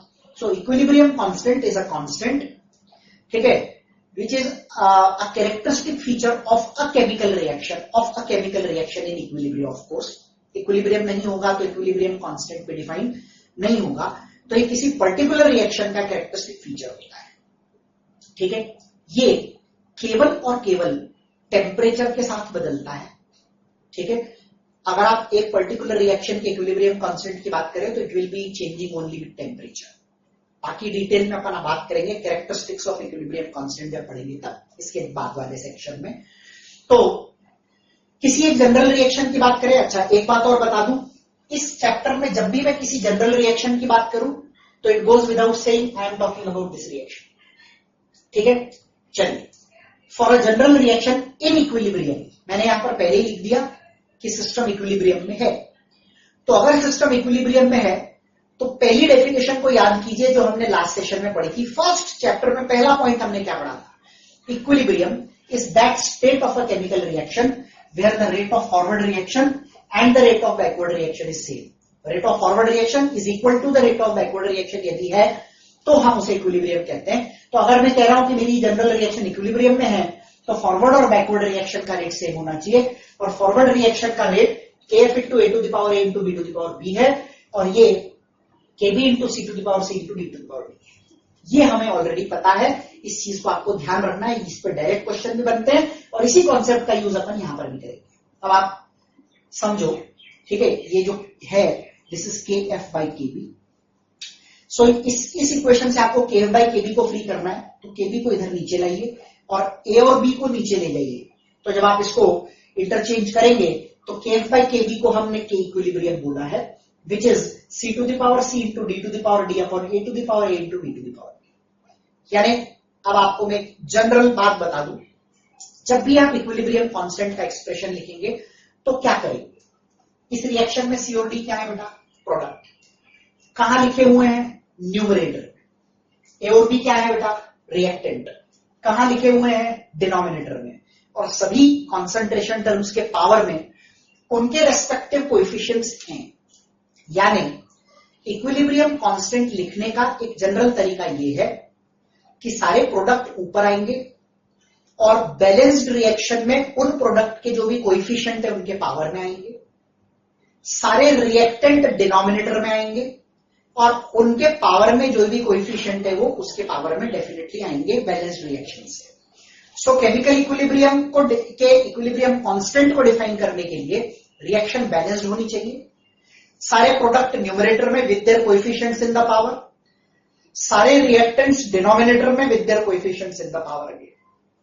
तो बेसिकली केएफ बाय केबी के इक्विलिब्रियम में which is C to the power C into D to the power D upon A to the power A into B to the power B. This is how you write the equilibrium constant of any chemical reaction which you get. अब उसमें कुछ conditions होती हैं जिनके बारे में अपन आगे बात करेंगे कि क्या नहीं लिखना है, क्या लिखना है, कैसे लिखना है, क्या पूछा जा रहा है। तो सबसे पहले अपन टाइप्स ऑफ इक्विलिब्रियम कांस्टेंट के बारे में बात करें। देखो, इक्विलिब्रियम कांस्टेंट को डिफाइन करने का एक तरीका तो यहां से आ गया, एक्टिव मास यानी कि मोलर कॉन्सेंट्रेशन पे बेस्ड। कभी कभी इक्विलिब्रियम कांस्टेंट को गैस के पार्शियल प्रेशर्स के बेस पर भी डिफाइन किया जाता है। Now what is partial pressure? Partial pressure का मतलब होता है किसी सिस्टम में मान लो 3 गैसेस हैं, तो उन 3 में से किसी एक गैस के प्रेशर को हम पार्शियल प्रेशर कहते हैं। हर एक गैस के इंडिविजुअल प्रेशर को पार्शियल प्रेशर कहा जाता है, बिकॉज वो प्रेशर नहीं है, वो उसका पार्ट है, सिस्टम का पार्ट है, एक part. Therefore we call it as partial pressure. तो आप इक्विलिब्रियम कांस्टेंट के EQ को केसी बोल सकते हैं यदि वो मोलर कॉन्सेंट्रेशन पे बेस्ड है। यानी जब भी एक्सप्रेशन स्क्वायर ब्रैकेट्स में लिखा हुआ हो तो समझ लीजिए मोलर कॉन्सेंट्रेशन है, और मोलर कॉन्सेंट्रेशन है तो आप उसे केसी कह सकते हैं। तो अगर मैं इस जनरल रिएक्शन के लिए आपसे पूछूं कि ये कौन सा के है इन तीनों में से, तो स्क्वायर ब्रैकेट में जब अपन लिखते हैं तो कौन क्या होता है बेटा, मोलर कॉन्सेंट्रेशन होता है, और मोलर कॉन्सेंट्रेशन पे बेस्ड इक्विलिब्रियम कांस्टेंट को केसी कहते हैं। इन जनरल आप इसे के EQ तो हमेशा बोल सकते हो, लेकिन अगर मैं आपसे पूछूं ये कौन से टाइप का इक्विलिब्रियम कांस्टेंट है, तो आप कहेंगे it is KC. Why? Because it is based on molar concentrations. ठीक है, चलिए, अगर ये सारे गैसेस हैं, मान लेते हैं कि ये चारों गैसेस हैं, तो आप इनके लिए केपी भी डिफाइन कर सकते हैं। केपी हमेशा केवल गैसियस सिस्टम के लिए डिफाइन होता है, केसी किसी भी सिस्टम के लिए डिफाइन किया जा सकता है। गैस की भी कॉन्सेंट्रेशन होती है, प्रेशर होता ही है, तो केपी केसी गैस के लिए डिफाइन होता है, लेकिन KP is only for gas, KC is for anything. ठीक है, अगर मान लो आपने सॉल्यूशन लिए हुए हैं, ठीक है, कॉन्सेंट्रेशन है जिनकी, लिक्विड सॉल्यूशंस आपने लिए हुए हैं, 2 चीजों को आपने मिलाया, तो उस केस में आप केसी तो डिफाइन कर सकेंगे लेकिन केपी नहीं। ठीक है, और तीसरा होता है KX, clear, based on mole fraction, यानी मोल फ्रैक्शन पे डिपेंडेंट कॉन्सेंट्रेशन टर्म आप कह सकते हो कि ये हो गया। क्लियर है? तो ये चीज अपने को ध्यान रखनी है, KC is based on molar concentration, KP is based on partial pressure. अगर सिस्टम गैसियस है तो उसमें पार्शियल प्रेशर के बेस पर आप डिफाइन कर सकते हो, और केएक्स जो है वो मोल फ्रैक्शन पे बेस्ड है, तो केएक्स मोल फ्रैक्शन डिपेंडेंट होता है। क्लियर? चलिए, जैसे अपन इस जनरल रिएक्शन के लिए आपसे बोलूं केपी डिफाइन करो, तो PC to the power C into PD, C और डी तो ऊपर ही आएंगे, उनके पावर में कोएफिशिएंट आएंगे। फर्क है लिखने का, अगर आप स्क्वायर ब्रैकेट में लिख रहे हो तो आप केसी लिख रहे हो, अगर आप P के फॉर्म में लिख रहे हो तो आप Kp लिख रहे हो, और अगर आप X के फॉर्म में लिख रहे हो तो आप मोल फ्रैक्शन लिख रहे हो। तो बेसिकली यहां पर Pc to the power C into Pd to the power D upon Pa to the power A into Pb to the power B सारे पार्शियल प्रेशर के बेस पर है, इसलिए ये Kp हो जाएगा। उसी तरह अगर Xc to the power C, Xb to the power D, Xa to the power A and Xb to the power B है, तो XABCD आप जानते हैं, आपने मोल में पढ़ा है कि this is mole fraction concentration term. तो मोल फ्रैक्शन पे डिपेंडेंट है, इसलिए वो Kx हो गया। यहाँ पे Pa, Pb, Pc, Pd क्या है, तो आप कहेंगे Pa, Pb, Pc and Pd are the partial pressures of these gases ABCD। इन चारों गैसेज ABCD के पार्शियल प्रेशर्स हैं Pa, Pb, Pc and Pd। ठीक है। अच्छा, क्या हमेशा किसी भी रिएक्शन में दिए हुए सारे रिएक्टेंट और प्रोडक्ट Kc के एक्सप्रेशन में आएंगे? The answer is no.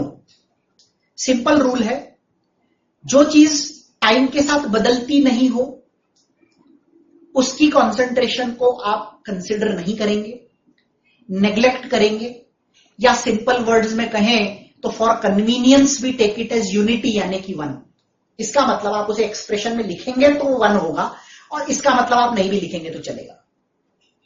कौन कौन सी चीजें ऐसी हैं जिनके एक्सप्रेशन आपको उसमें नहीं लिखने हैं? सो प्योर सॉलिड्स और प्योर लिक्विड्स की एक्सप्रेशंस को, कॉन्सेंट्रेशन को हम इनके एक्सप्रेशंस में नहीं लिखेंगे। So pure solids and pure liquids are neglected from the expression of K and are taken as unity. देखो, एक सिंपल सी चीज आपको बता दूं, ऐसा क्यों? सॉलिड की कोई कॉन्सेंट्रेशन नहीं होती है। मैं आपको अगर कोई सॉलिड दे दूं, जैसे कि नमक दे दूं, सॉल्ट दे दूं 1 चम्मच भर के, और मैं बोलूं बताओ इसकी कॉन्सेंट्रेशन क्या है, तो आप कहेंगे कॉन्सेंट्रेशन तो तब होगी जब हम इसे पानी में घोलेंगे। सॉलिड के लिए डेंसिटी होती है, ठीक है, लिक्विड के लिए भी डेंसिटी होती है। लिक्विड के लिए जैसे पानी की बात करूं तो पानी की अपनी एक कॉन्सेंट्रेशन होती है, शायद आपने मोल कॉन्सेप्ट में पढ़ा हो, the concentration of water is 55.55। अब आप पानी कितना भी अमाउंट में लो, बदलो, कम करो, अमाउंट के बदलने या कम करने से उस कॉन्सेंट्रेशन पे कोई फर्क नहीं पड़ता। अमाउंट के बदलने या कम करने से लिक्विड की डेंसिटी पे या सॉलिड की डेंसिटी पे कोई फर्क नहीं पड़ता, और इसलिए ये समय के साथ नहीं बदलते। और ऐसी कोई भी चीज जो समय के साथ नहीं बदले उसे हम एक्सप्रेशन ऑफ Kc में नहीं लिखते हैं। And therefore pure solids and pure liquids in a heterogeneous system. Why in a heterogeneous system, मैं उसके बारे में भी बात करूंगा। ठीक है, तो सिंपल सी चीज समझना, होमोजेनस सिस्टम होगा और मान लो लिक्विड वाला है तो सब लिक्विड है। ठीक है, सब लिक्विड है तो इक्विलिब्रियम अटेन करने के लिए उनकी जो अमाउंट, जो भी आपने कॉन्सेंट्रेशन ली है वो बदलेगी। ठीक है, इसलिए उन्हें आप होमोजेनस सिस्टम के अंदर कंसिडर करते हैं, हेटेरोजेनस में कंसिडर नहीं करते हैं। ठीक है, अब लिखने का तरीका देखें तो कुछ एग्जांपल लेते हैं। N2+3H2 gives you 2NH3 एक होमोजेनस सिस्टम है, सारे गैसेस हैं, प्योर लिक्विड प्योर सॉलिड की बात हो रही, गैस की तो बात ही नहीं हो रही है। गैस की अपनी कॉन्सेंट्रेशन भी होती है, गैस का अपना प्रेशर भी होता है। मैं आपसे कहूं इसके लिए Kc लिखो तो अमोनिया की कॉन्सेंट्रेशन का स्क्वायर अपॉन नाइट्रोजन की कॉन्सेंट्रेशन इंटू हाइड्रोजन की कॉन्सेंट्रेशन का क्यूब। मान लीजिए मैं आपको इसी सिस्टम के लिए Kp लिखने को बोलूं तो क्या हम लिख पाएंगे? तो देखिए सब गैसेस हैं, इसलिए हम इसके लिए Kp लिख पाएंगे। कैसे लिखेंगे? पार्शियल प्रेशर ऑफ अमोनिया का square upon partial pressure of nitrogen into partial pressure of hydrogen का क्यूब। ठीक है, इस रिएक्शन के लिए मैं आपसे बोलूं Kp लिखो तो partial pressure of PCl3 into partial pressure of Cl2 upon partial pressure of PCl5। अगर मैं इसी रिएक्शन के लिए आपको Kc लिखने को बोलूं तो कॉन्सेंट्रेशन का ब्रैकेट लगा दीजिए, PCl3 into Cl2 upon PCl5। समझ में आ रही बात आपको? अब आप इस सिस्टम को देखिए, ये एक इंपॉर्टेंट चीज है जो आपको ध्यान रखनी है। ये system solid gas heterogeneous system है, तो प्योर सॉलिड को आप Kc के एक्सप्रेशन में से या इक्विलिब्रियम कांस्टेंट के किसी भी इक्विलिब्रियम कांस्टेंट के एक्सप्रेशन में से नेग्लेक्ट करेंगे तो Kc will be concentration of CO2, Kx will be mole fraction of CO2 and Kp will be partial pressure of CO2. That's all. ठीक है, तो सिंपल सी चीज है कि जब आपके पास में एक हेटेरोजेनस सिस्टम हो तो हेटेरोजेनस सिस्टम में प्योर सॉलिड्स और प्योर लिक्विड्स को नेग्लेक्ट किया जाता है। अब आगे नीचे जो एग्जांपल है इसको देखो जरा। अगर मैं इस पर्टिकुलर एग्जांपल को देखूं तो एसिटिक एसिड और इथेनॉल दोनों लिक्विड हैं, जब आप दोनों को मिलाते हैं तो एस्टर बनता है और वाटर बनता है, वो दोनों भी लिक्विड है, तो सारे लिक्विड हो गए। सो this is a homogeneous system with liquids. तो जब होमोजेनस सिस्टम विद लिक्विड्स अगर इसके अंदर आप देख रहे हैं, तो इसके लिए आप केसी के एक्सप्रेशन को डेफिनेटली लिख सकेंगे। कैसे लिखेंगे? So KC will be given by concentration of ester into concentration of water upon concentration of acid into concentration of alcohol। इस तरह से आप इसको लिख सकेंगे। तो ये कुछ बातें हैं जो हमें इक्विलिब्रियम कांस्टेंट के बारे में पता होनी चाहिए। ठीक है, in the next session we will be talking about the characteristic properties of equilibrium constant which is very very important. उन प्रॉपर्टीज पे बेस्ड आपको कई क्वेश्चंस पूछे जाते हैं। So the next section is going to be very very important. We'll continue with this in the next section. चलिए बच्चों आगे बढ़ते हैं। Before we move to the characteristics of equilibrium constant, हमने लास्ट सेक्शन में जो 3 टाइप के K पढ़े, KP, KC और KX, उनमें 2 रिलेशन हमें यहां पर पढ़ने होते हैं। एक रिलेशन का तो हमें डेरिवेशन भी सीखना होगा, क्योंकि ये आपके एनसीईआरटी के टेक्स्ट बुक में दिया है और आपको बोर्ड के अंदर क्वेश्चन पूछा जा सकता है, derive a relation between KP and KC. KP और केएक्स का रिलेशन आप डिराइव कर सकते हैं, लेकिन मैं यहां डिराइव नहीं करवा रहा हूं। आप चाहें तो ये आपका एक असाइनमेंट हो सकता है कि आप केपी और केएक्स के रिलेशन जो हमने यहां लिखा है उसे डिराइव करने की कोशिश करें with the help of the relations you already know. चलिए तो शुरू करते हैं केपी और केसी के रिलेशन से। केपी और केसी का रिलेशन हमें निकालना है। केपी जो है वो पार्शियल प्रेशर पे बेस्ड टर्म है और केसी जो है वो मोलर कॉन्सेंट्रेशन पे बेस्ड टर्म है। अब प्रेशर और कॉन्सेंट्रेशन का रिलेशन यदि हम निकाल सकते हैं तो बहुत आराम से केपी और केसी के बीच में रिलेशन भी निकाला जा सकता है। That is what we are going to do here. चलिए, एक जनरल गैसियस रिएक्शन मैंने आपको बोली थी, जहां कहीं भी आपको वो जनरल गैसियस रिएक्शन का नाम मैं लेता हूं तो आपको ये समझ के चलना है कि I am talking about small A plus small B gives you small C plus small D. ये मैंने आपको बोला था। अब यहां पर जनरल गैसियस रिएक्शन की बात कर रहे हैं अपन, तो ये जो गैसियस रिएक्शन है इसके लिए केपी का एक्सप्रेशन हमने लास्ट सेक्शन में भी लिखा था, PC to the power C into PD to the power D upon PA to the power A into PB to the power B. Ideal gas के लिए इक्वेशन होती है P is equal to CRT. इधर देखो ये कैसे आता है, आपने ये तो पढ़ा है कि PV is equal to NRT होता है। ठीक है, V को नीचे ले जाइए तो हो जाएगा P is equal to N by V into R T. This is number of moles per unit volume which can be written as concentration. So C जो यहां पर हम लिख रहे हैं ये एक्चुअली मोलर कॉन्सेंट्रेशन है किसी भी गैस की। तो यहां पर हम गैसियस सिस्टम लेके चल रहे हैं, तभी ये PV is equal to NRT आप यहां पर लगा सकते हैं। तो ये वाला जो एक्सप्रेशन हम यूज कर रहे हैं this is actually relating KP and KC. तो हम प्रेशर और कॉन्सेंट्रेशन को रिलेट करना चाह रहे हैं, तो ऑब्वियसली प्रेशर की बात होगी तो हम डेफिनेटली बात करेंगे गैसेस के बारे में। तो हम गैसेस को आइडियल मानते हैं, तो P is equal to CRT होता है। सी मोलर कॉन्सेंट्रेशन है, यहां पर 4 गैसेस हैं एबीसीडी, तो इन चारों गैसेस के लिए हम यहां पर पी की एक्सप्रेशन लिखेंगे, पीए is concentration of A into RT, PV is concentration of B into RT, PC is concentration of C into RT, PD is concentration of D into RT। ये चारों की कॉन्सेंट्रेशन, चारों के प्रेशर आ गए in terms of concentration. अब क्या करेंगे, पीए, PB, PC और पीडी को इस एक्सप्रेशन में सब्स्टिट्यूट करेंगे। देखो पीसी की जगह लिखा concentration of C into RT, power में यहां पर सी है, concentration of D into RT, power में D, concentration of A into RT, power में A, concentration of B into RT, power में बी। इसको सिंप्लीफाई करेंगे, सी, डी, ए और बी सारे कॉन्सेंट्रेशन टर्म को एक तरफ ले लीजिए, ये बनेगा C to the power C into D to the power D upon A to the power A into B to the power B into RT to the power ऊपर आएगा, बेस सेम है तो पावर्स ऐड हो जाती है हम जानते हैं। So RT to the power C plus B upon RT to the power A plus B. ये वाला जो टर्म है हमने लास्ट सेशन में पढ़ा था कि इसे हम केसी कहते हैं जब अपन कॉन्सेंट्रेशन के बेस पर कोई भी एक्सप्रेशन लिखे। तो KP is equal to KC into RT. अब इधर देखो RT to the power C plus B upon RT to the power A plus B है, तो आरटी टू द पावर ये सिंप्लीफाई होके जाएगा A plus B minus C plus D minus A plus B. अब अगर आप general reaction को याद करें तो C प्लस डी क्या है? आप कहेंगे मोल्स ऑफ ऑल प्रोडक्ट्स हैं। A प्लस बी क्या है? तो आप कहेंगे मोल्स ऑफ ऑल रिएक्टेंट्स हैं। तो गैसियस मोल्स ऑफ प्रोडक्ट्स और रिएक्टेंट्स का जो डिफरेंस है that is called as delta N G. तो C plus D minus A plus B जो है इसे हम डेल्टा एन जी के नाम से जानते हैं। और हमारा यहां पर एक बहुत ही इंपॉर्टेंट रिलेशन आ जाता है, Kp is equal to Kc into RT to the power delta N G. तो बेसिकली ये रिलेशन आपको मिल जाएगा। अब यहां पर डेल्टा एन जी जो है वो ग्रेटर देन 0 अगर है तो ये पॉजिटिव वैल्यू होगी। ये वैल्यू जब पॉजिटिव होगी तो ये वाला टर्म ओवरऑल जो है वो पॉजिटिव होगा। तो इक्वेशन बनेगा Kp is equal to Kc into something.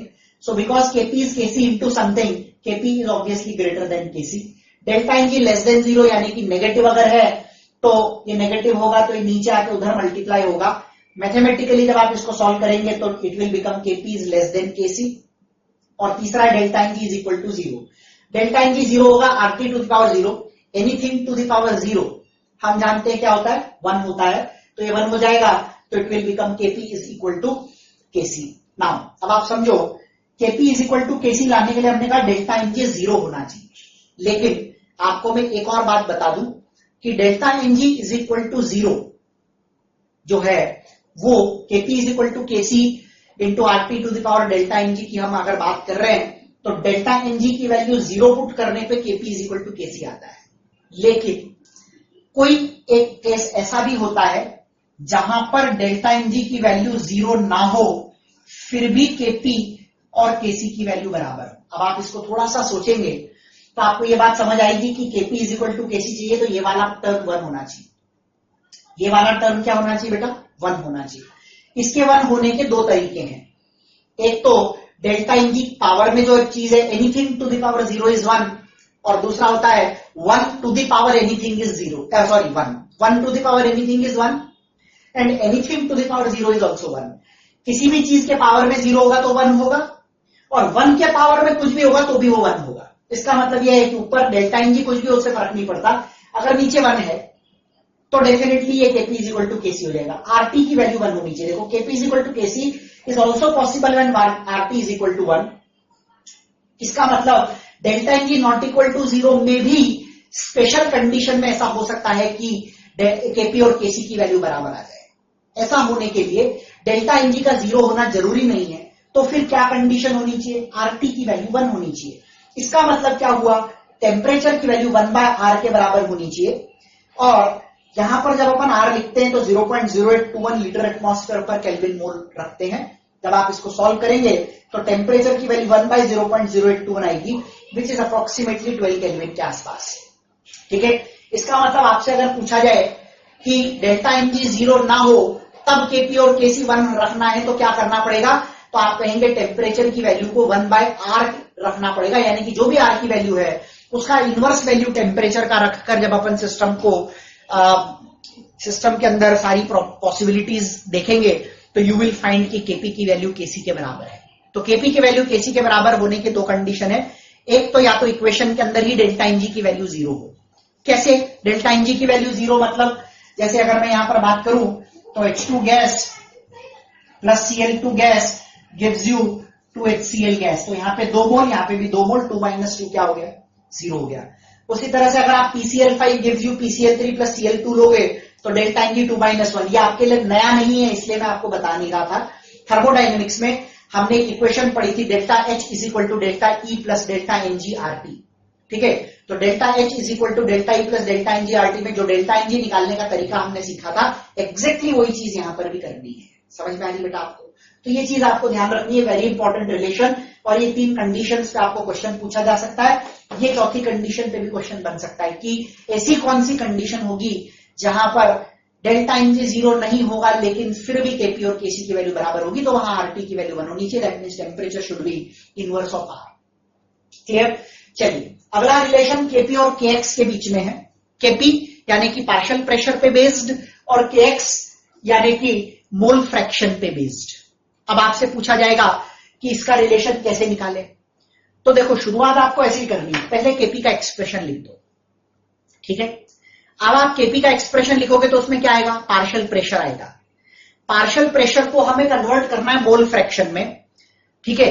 तो मैं आपको एक बात बता दूं, गैसियस स्टेट में, ठीक है, आप एक बहुत इंपॉर्टेंट रिलेशन पढ़ते हैं, ये बहुत इंपॉर्टेंट है, ठीक है। इस रिलेशन को हम कहते हैं Dalton's law of partial pressure. This is a very important relation, देखिएगा, Dalton's law of partial pressure, ठीक है। ये आप गैसियस स्टेट में पढ़ेंगे। फिलहाल इस चैप्टर में हमें बहुत ज्यादा काम आने वाला है, इसलिए मैं आपको बता देता हूं। डाल्टन्स लॉ कहता है कि अगर आपको किसी एक पर्टिकुलर गैस का प्रेशर, यानी कि सिस्टम के अंदर किसी एक गैस का पार्शियल प्रेशर निकालना हो, सो उसका फॉर्मूला होता है partial pressure of gas is equal to total pressure into mole fraction of that gas. ये रिलेशन नोट कीजिएगा, this is very important. Clear?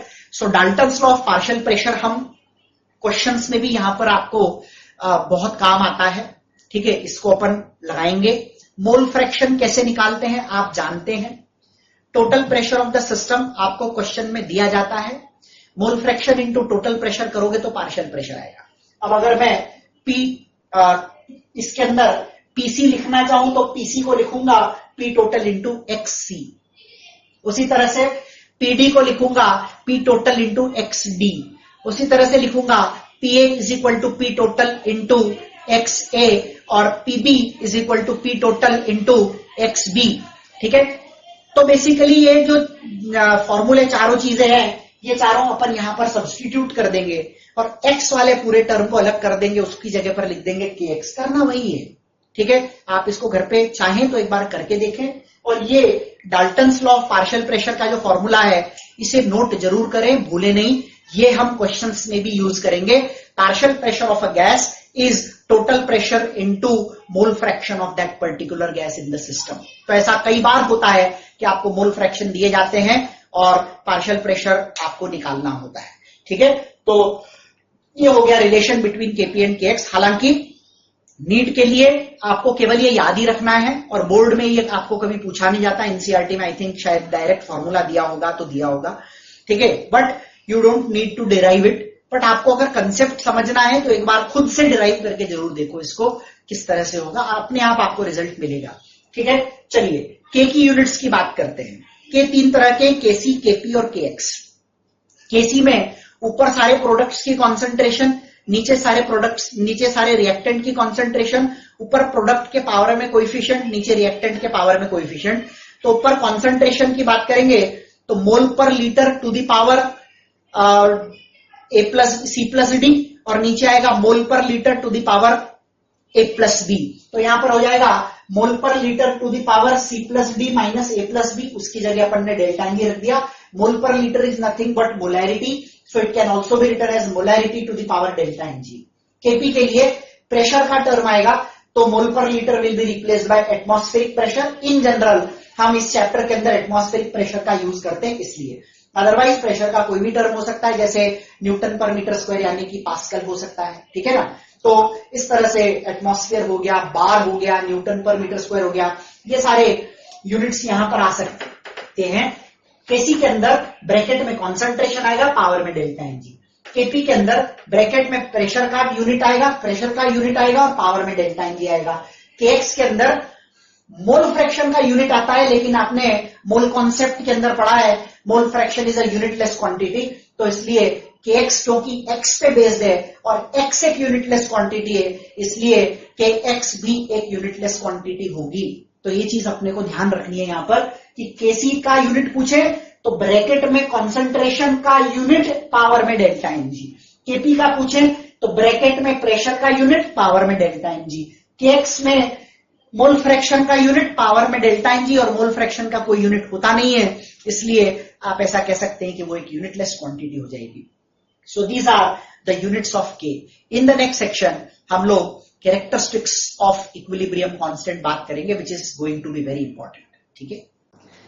चलिए बच्चों, हमारा जो नेक्स्ट टॉपिक है that is characteristics of equilibrium constant. बहुत इंपॉर्टेंट, आपको इससे रिलेटेड बहुत सारे क्वेश्चंस जो हैं वो मॉड्यूल रेस के अंदर मिल जाएंगे एंड प्रैक्टिस कीजिए, ये सारे पॉइंट्स उसके अंदर कवर होंगे। हम आज जो पढ़ने जा रहे हैं उससे रिलेटेड बहुत क्वेश्चंस आपको मिलेंगे। चलिए, सबसे पहला क्वेश्चन के से रिलेटेड ये आता है आपको कि के बदलता कैसे है, क्या फैक्टर है जो के को बदलेगा। ठीक है, तो के की वैल्यू केवल एक टेम्परेचर के साथ बदलती है, बाकी किसी चीज के साथ नहीं बदलती। यानी इसमें फर्स्ट 2 पॉइंट्स कवर हो जाते हैं। पहला पॉइंट देखिए, equilibrium constant does not change with factors like concentration, pressure, volume या प्रेजेंस ऑफ कैटलिस्ट। कहने का मतलब ये है कि अगर मैं एक रिएक्शन इक्विलिब्रियम में ले आऊं under given conditions of temperature, ध्यान रखिएगा यहां टेम्परेचर मेंशन नहीं किया मैंने, इसलिए टेम्परेचर की कंडीशन को कांस्टेंट रखते हुए आप प्रेशर को बढ़ाइए या कम कीजिए सिस्टम पे, आप वॉल्यूम को चेंज कीजिए, आप कॉन्सेंट्रेशन को बढ़ाइए या कम कीजिए, कैटलिस्ट लगाइए या कैटलिस्ट हटा लीजिए, इन सब बातों से उस पर्टिकुलर रिएक्शन के इक्विलिब्रियम कांस्टेंट की वैल्यू पर कोई फर्क नहीं पड़ता है। ये आपको ध्यान रखना है, दिस इज वेरी इंपॉर्टेंट। ठीक है, तो के की वैल्यू कैसे बदलती, अच्छा ये क्यों नहीं बदलती इसके बारे में अपन आगे बात करेंगे। ली शेटलियर्स प्रिंसिपल जो है वो एक प्रिंसिपल यहां पर हम पढ़ने वाले हैं आगे, जो ये कहता है कि आप सिस्टम को डिस्टर्ब करते हो तो सिस्टम के अंदर एक इनहेरेंट प्रॉपर्टी होती है कि वो वापस से अपने इक्विलिब्रियम पे आ जाता है। तो ये चीज मैंने आपको पहले भी बताई थी, we will talk about that in detail. Temperature के साथ के की वैल्यू में बदलाव देखने को मिलता है। तो अगला क्वेश्चन ये आता है कि टेम्परेचर को बढ़ाने से के कैसे बदलता है, बढ़ता है कि कम होता है। तो इस बात को मैथमेटिकली समझने के लिए हम एक इक्वेशन का यूज करते हैं। This equation is log k2 by k1 is equal to delta h upon 2.303 r 1 by t1 minus 1 by t2। इस इक्वेशन से हम ये पता लगाएंगे कि टेम्परेचर को बदलने से के पर क्या फर्क पड़ता है। ठीक है, टेम्परेचर को यदि हम बदलें तो what is the effect on के, ये आपने को यहां पर समझना है। चलिए, अब यहां पर क्योंकि इस इक्वेशन के अंदर मैथमेटिक्स की बात करें अगर अपन, तो डेल्टा एच की वैल्यू है और डेल्टा एच की वैल्यू हमारे लिए उतनी इंपॉर्टेंट नहीं है, साइन ज्यादा इंपॉर्टेंट है। ठीक है, बढ़ेगा कि कम होगा ये जज करने के लिए साइन इज इंपॉर्टेंट, कितना बढ़ेगा या कम होगा उसके लिए मैग्नीट्यूड चाहिए होता है। तो अभी तो हमें यही जानना है कि वेदर इट विल इंक्रीज और नॉट और इट विल डिक्रीज, क्या होगा ये समझना है। तो डेल्टा एच की वैल्यू नेगेटिव भी होती है और पॉजिटिव भी होती है। आपको याद होगा जब अपन थर्मोकेमिस्ट्री यानी कि एनर्जेटिक्स पढ़ रहे थे तो थर्मोकेमिकल रिएक्शन के 2 टाइप्स हमने पढ़े थे, एंडोथर्मिक और एक्सोथर्मिक। उन्हीं रिएक्शंस पर अलग अलग असर होता है, इसलिए हमें ये 2 अलग अलग पार्ट्स में डिवाइड करके समझना है। एक समझ जाओगे दूसरा बहुत आसानी से क्लियर हो जाएगा। चलिए, एंडोथर्मिक रिएक्शन में हम जानते हैं डेल्टा एच की वैल्यू पॉजिटिव होती है, तो ये वाली वैल्यू आपकी पॉजिटिव होगी। 2.303 R पॉजिटिव ही होता है, तो ब्रैकेट के बाहर वाला पूरा टर्म पॉजिटिव हो गया। अब हम दोनों ही केसेस में, चाहे वो एंडोथर्मिक हो चाहे एक्सोथर्मिक, हम ये देखेंगे कि टेम्परेचर को बढ़ाने से के की वैल्यू पर क्या फर्क पड़ता है। लेट अस से assume that the temperature is increased. ध्यान से समझना, हम जो केस ले रहे हैं वो इंक्रीज इन टेम्परेचर का है। आप डिक्रीजिंग टेम्परेचर का केस लोगे तो जो रिजल्ट यहां है उसका जस्ट उल्टा हो जाएगा। ठीक है, सो टेम्परेचर को बढ़ाया यानी T2 which is final temperature is greater then T1, इसका मतलब हो गया टेम्परेचर आपने बढ़ाया। ठीक है, चलिए, जब आप T2 ग्रेटर देन T1 रखेंगे तो T2 बड़ा है और T1 छोटा। T1 छोटा है तो 1 by T1 बड़ा होगा और T2 बड़ा है तो 1 by T1 छोटा होगा। ये वैल्यू बड़ी है, ये वैल्यू छोटी है, बड़े में से छोटे को माइनस करेंगे तो ये वाला टर्म भी क्या हो जाएगा बेटा, पॉजिटिव हो जाएगा। बाहर का टर्म हम ऑलरेडी बोल चुके, एंडोथर्मिक रिएक्शन के लिए पॉजिटिव होता है, ये भी पॉजिटिव है, इसका मतलब log K2 by K1 की वैल्यू आपको पॉजिटिव मिलेगी। अब आप एक चीज समझो, log of anything greater than 1 is positive. log 1 क्या होता है 0, log 2 होता है 0.3, log 1 से नीचे का कोई भी वैल्यू का जब आप log लोगे 1 से नीचे की कोई भी वैल्यू, ठीक है, लेस देन 1 मतलब, तो उसके log की वैल्यू हमेशा नेगेटिव आएगी। तो अगर मैं ये कह रहा हूं कि log K2 by K1 की वैल्यू पॉजिटिव है तो ये पक्का हो गया कि ये वाला वैल्यू 1 से बड़ा ही है, ये पक्का हो गया कि ये वाला वैल्यू 1 से बड़ा है, क्योंकि ये जब तक 1 से बड़ा नहीं होगा तब तक ये वैल्यू log की वैल्यू पॉजिटिव नहीं आ पाएगी। अगर मैं मान लो यहां 1 रख दूं तो log 1 क्या होता है 0 हो गया कि नहीं हो गया। यहां पे आप कोई भी वैल्यू लेस देन 1 रखोगे तो ये नेगेटिव हो जाएगा, ये बात अपने को ध्यान रखनी है। सो ये पॉजिटिव हो गया। K2/K1 की वैल्यू ग्रेटर देन 1 हो गई, इसका मतलब पॉजिटिव हो गया। तो log K2/K1 पॉजिटिव है तो K2/K1 will be greater than 1, ये पक्का है। ठीक है, अब K2/K1 ग्रेटर देन 1 है, इसका मतलब K2 is greater then K1। ठीक है, अब आप समझो, T2 is greater then T1। हमने शुरू किया था, टेम्परेचर बढ़ाया और हमने देखा कि K2 is greater then K1। तो जैसे आप ऐसा कह सकते हो कि जैसे जैसे आपने टेम्परेचर बढ़ाया वैसे वैसे K की वैल्यू भी बढ़ी। सीधी सी बात है, T1 छोटा था, K1 छोटा है, T2 बढ़ गया, K2 भी बढ़ गया। तो क्या हम कह सकते हैं T is directly proportional to K in an endothermic reaction. किसी भी एंडोथर्मिक रिएक्शन के लिए डायरेक्टली प्रोपोर्शनल होता है ये वैल्यू। ठीक है, एंडोथर्मिक के लिए। अच्छा, what do you mean by direct proportionality? इससे हम रिएक्शन की डायरेक्शन को जज कर सकते हैं। समझना, मेरे पास में एक रिएक्शन है A gives B। अगर मैं आपसे बोलूं इसका इक्विलिब्रियम कांस्टेंट का एक्सप्रेशन लिखो तो आप लिखोगे B/A। सिंपल सा चीज समझो, आप कह रहे हो कि यहां पर टेम्परेचर बढ़ाने से K बढ़ रहा है, K बढ़ रहा है मतलब ये बढ़ रहा है। ठीक है ना, टेम्परेचर बढ़ाने से K बढ़ रहा है और K बढ़ने का मतलब ये रेशो बढ़ रहा है। किस रिएक्शन के लिए या किसी भी रिएक्शन के लिए concentration of product upon reactant का रेशो बढ़ रहा है, ये रेशो बढ़ रहा है। ये रेशो बढ़ रहा है मतलब B बढ़ रहा है, और B बढ़ रहा है मतलब ज्यादा से ज्यादा B बन रहा है। आपसे अगर पूछा जाए ऐसी रिएक्शन कौन सी डायरेक्शन में प्रोसीड करेगी तो आप कहेंगे this reaction will move in forward direction. Obvious सी बात है, क्योंकि B बढ़ेगा ही तब जब रिएक्शन फॉरवर्ड जाएगी। अगर A बढ़ रहा होता तो हम कहते रिएक्शन बैकवर्ड जा रही है। तो डायरेक्शन का जजमेंट ऐसे होता है कि अगर B बढ़ रहा है, कैसे पता लगा आपको B बढ़ रहा है? क्योंकि इस रेशो का न्यूमरेटर बढ़ेगा तभी ये बढ़ेगा, और हम कह रहे हैं ये बढ़ रहा है। टेम्परेचर को बढ़ाने से K बढ़ रहा है, K बढ़ रहा है मतलब B/A बढ़ रहा है, और B/A बढ़ने का मतलब हो गया B बढ़ रहा है और A कम हो रहा है। रिएक्शन कौन सी डायरेक्शन में आएगी? Obviously forward. तो आपसे पूछा जाता है एंडोथर्मिक रिएक्शन में टेम्परेचर को बढ़ाने से रिएक्शन कौन सी डायरेक्शन में जाती है, तो आपको पता होना चाहिए reaction moves in forward direction. अब मैं आपसे इसी एंडोथर्मिक के लिए बोलूं, मैंने टेम्परेचर घटाया, तो जब आप टेम्परेचर को कम करोगे तो T1 will be greater than T2, तो ये नेगेटिव हो जाएगा, और ये पॉजिटिव है तो log K2/K1 नेगेटिव हो जाएगा, तो K2 will be less than K1। T2 is less then T1, so K2 is less then K1। है तो डायरेक्ट प्रोपोर्शनैलिटी। ऐसी रिएक्शन कौन सी डायरेक्शन में जाएगी? बैकवर्ड में, क्योंकि K2 कम है तो K2 कम हो रहा है मतलब B/A कम हो रहा है, B/A कम होने का मतलब A बढ़ रहा है और B कम हो रहा है, A बढ़ रहा है और B कम हो रहा है, मतलब कौन सी डायरेक्शन होगी? Backward direction. तो डायरेक्शन का जजमेंट इस तरह से किया जा सकता है।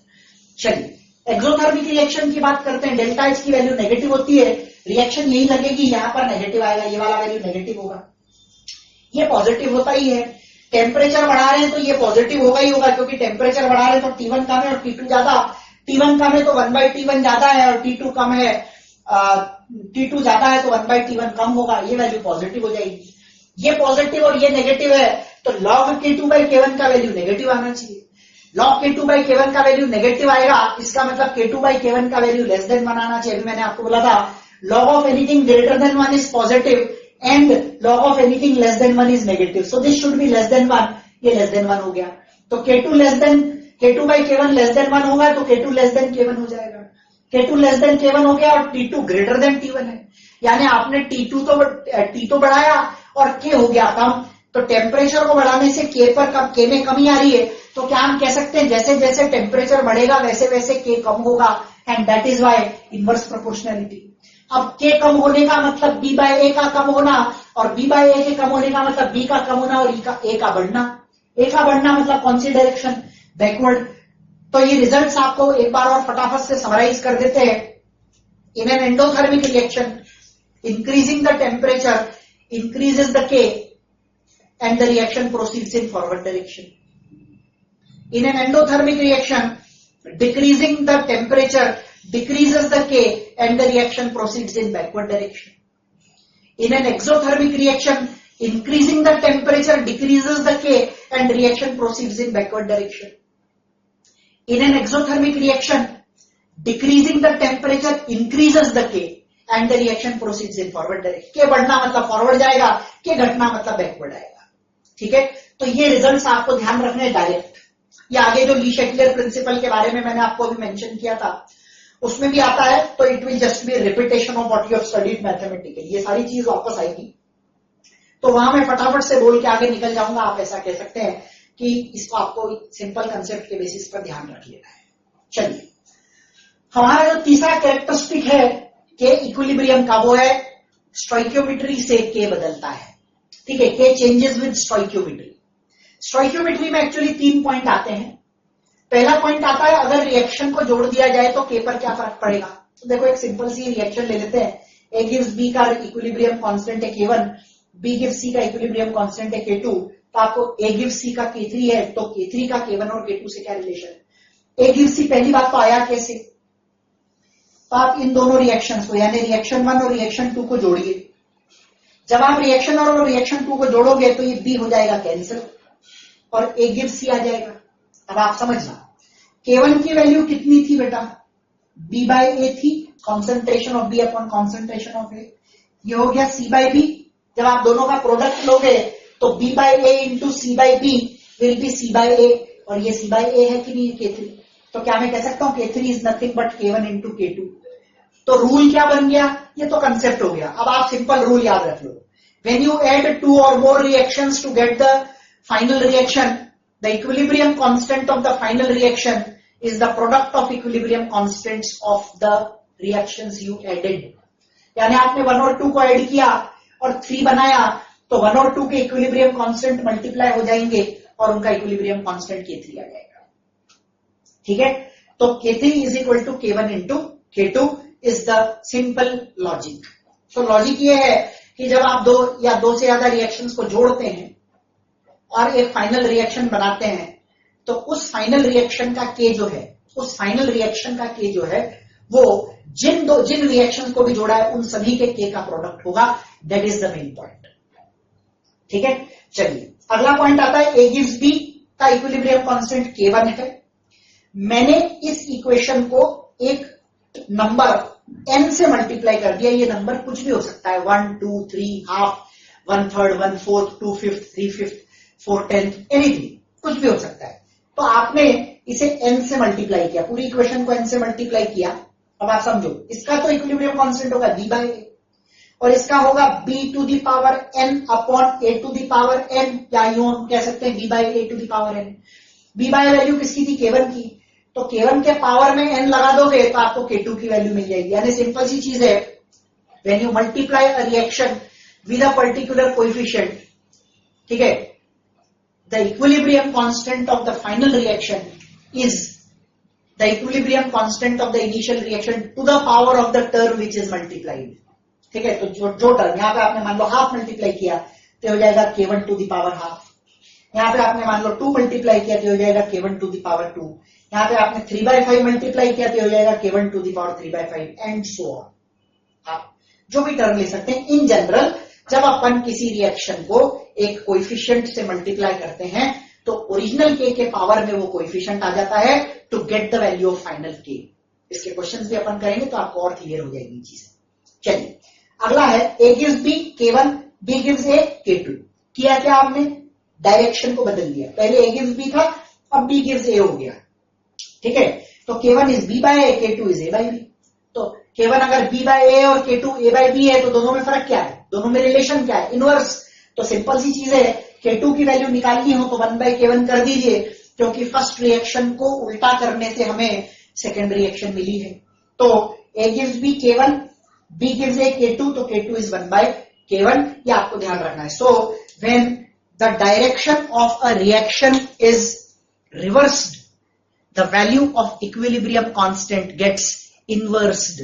This is the rule. क्या बोला मैं, when the direction of a chemical reaction is reversed, the value of equilibrium constant gets inversed। ठीक है, this is the rule।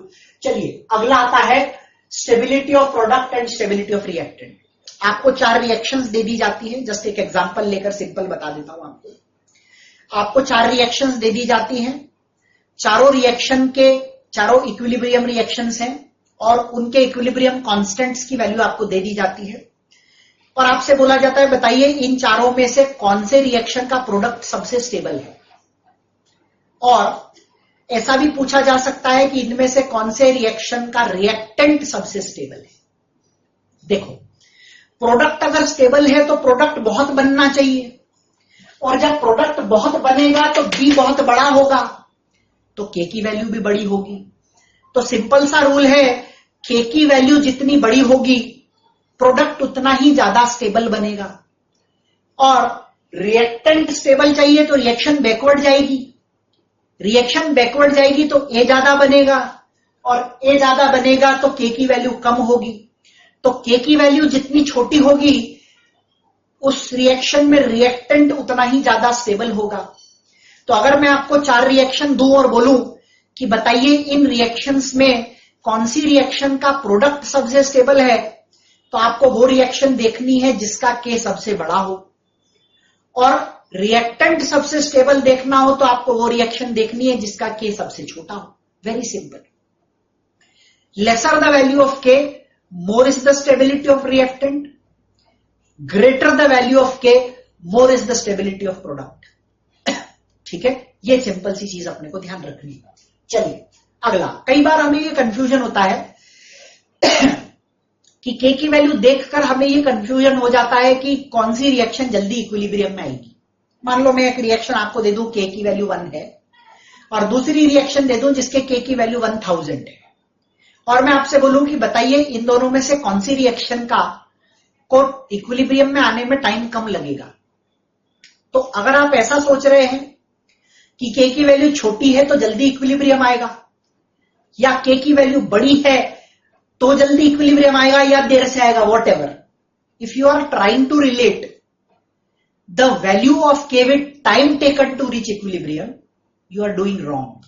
Simple rule है, के की वैल्यू का उस रिएक्शन के इक्विलिब्रियम पर आने में लगने वाले टाइम के साथ कोई रिलेशन नहीं होता, so it has nothing to do with it. आप समझ रहे हैं बात को? कोई भी रिएक्शन अगर उसका के आपको दिया हो और मैं आपसे बोलूं कि बताइए कि इन चारों में से कौन सी रिएक्शन सबसे जल्दी इक्विलिब्रियम पे आएगी, तो आप कहेंगे we can not predict it, because ऐसा कोई रिलेशन होता ही नहीं है कि के छोटा है तो जल्दी इक्विलिब्रियम पे पहुंच जाएगा, या के बड़ा है तो धीरे इक्विलिब्रियम पे पहुंचेगा। ऐसा कुछ भी नहीं होता है। Are you getting this? This is very very important, आपको ये चीज ध्यान रखनी है। क्लियर है? चलिए आगे बढ़ते हैं।